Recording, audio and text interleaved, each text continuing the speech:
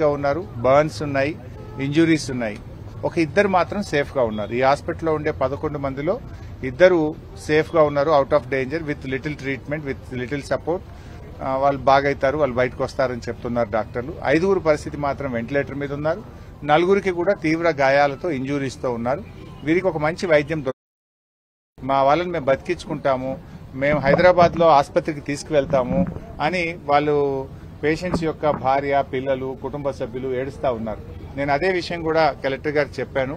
మీరు లేట్ చేయొద్దు, వాళ్ళు తీసుకెళ్తే మళ్ళీ అంబులెన్స్ లో ఫెసిలిటీ లేకపోతే దారి మధ్యన ఏదైనా జరిగే అవకాశం ఉంటుంది.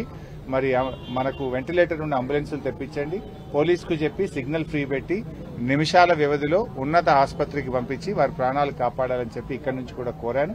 నేను మళ్ళీ మంత్రి గారికి కూడా ప్రయత్నం చేస్తాను, చేసి మంత్రి గారి దృష్టికి కూడా తీసుకువెళ్లి వీరందరికీ కూడా మంచి వైద్యం అందించే విధంగా చూస్తాం. ఈ యొక్క ధృవ ఆసుపత్రి కాదు, ఇంకా పక్కన అనేక ఆసుపత్రుల్లో అనేక మంది కూడా ఉన్నారు. ఇంకా ఇప్పుడే ఒక సమాచారం ఏమొచ్చిందంటే, ఒక 10 మంది కుటుంబ సభ్యులు ఫ్యాక్టరీ దగ్గరకు వచ్చారు. వచ్చి మా వాళ్ళు పొద్దున్నే ఫ్యాక్టరీకి డ్యూటీకి వెళ్ళాము, మరి మా వాళ్ళు ఏమయ్యారో తెలియట్లేదు, సెల్ ఫోన్లు బంద్ ఉన్నాయంటే కంపెనీ దగ్గర అక్కడ ఉన్నటువంటి తహసీల్దార్ అంటున్నారట, మీ వాళ్ళు డ్యూటీకే రాలేదు ఇవాళ, మీ వాళ్ళు అటెండెన్స్ లిస్ట్ లో మీ వాళ్ళ పేర్లు లేదు అని ఎలగొట్టున్నారు. మరి ఎటు పోతారు?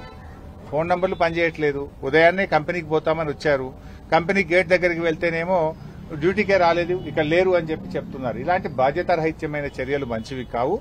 బాధ్యతతో వ్యవహరించండి, వాళ్ళని ఐడెంటిఫై చేసి వారికి అవసరమైన సహాయ సహకారాలు అందించాల్సిన బాధ్యత ఇటువంటి సమయంలో ప్రభుత్వం మీద ఉంటుంది. అన్న చెప్పండి, మృతుల సంఖ్య పైన కూడా ఇప్పటివరకు ఇలాంటి క్లారిటీ రాలేదు. మీరు కూడా సంఘటన స్థలాన్ని విజిట్ చేశారు, అంటే ఒక సరే, 50 మంది ఉన్నారంట. ఇలాంటి సమయంలో మృతుల సంఖ్య బాగా చెప్పడం ఇబ్బందిగా ఉంటుందని మేము చెప్పలేకపోతున్నాను. ఎందుకంటే మనము ఆందోళన గురి చేయొద్దనే ఒక బాధ్యతతో నేను మాట్లాడుతున్నాను. ఆ షిఫ్ట్ లో 150 మంది పనిచేస్తున్నారు. 150 మందిలో 26 మంది ఆసుపత్రుల్లో ఉన్నారు, 8 మంది చనిపోయారు. అంటే 26, 8, 34, ఒక 20-30 మంది బయటకు పరిగెత్తుకొని వచ్చారంటున్నారు. ఇంకొక 50-60 మంది పరిస్థితి ఏంటి అర్థం కావడం లేదు. మరి ఆ 50-60 మంది ఆ శిథిలాల కింద ఉన్నారా, గాయపడి ఉన్నారా, వారు సజీవంగా ఉన్నారా, మరణించారా, ఎంతమంది మరణించారు అనేటువంటిది అధికారులు చెప్పాలి. అక్కడ ఎన్డీఆర్ఎఫ్ బృందాలు పనిచేస్తా ఉన్నాయి.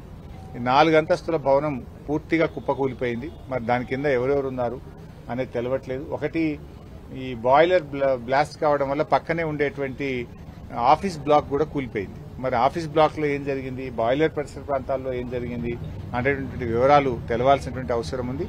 మొత్తంగా అక్కడ ప్రభుత్వం మాత్రం పూర్తిగా బాధ్యత రహిత్యంగా, దర్ ఇస్ కంప్లీట్ కోఆర్డినేషన్ లేదు, మిస్సింగ్ ఆఫ్ ద కోఆర్డినేషన్. అక్కడికి వచ్చిన బాధితుల్ని పలకరించే వాళ్ళు కానీ, ఒక మంచినీళ్ళు అందించే వాళ్ళు కానీ, ఏమైంది, హాస్పిటల్లో ఉన్నారా, లోపల ఉన్నారా, చనిపోయారా, వివరాలు కూడా చెప్పేటువంటి పరిస్థితి లేదు. ఇది చాలా చాలా బాధాకరం. ప్రభుత్వం ఇప్పటికైనా స్పందించాలి.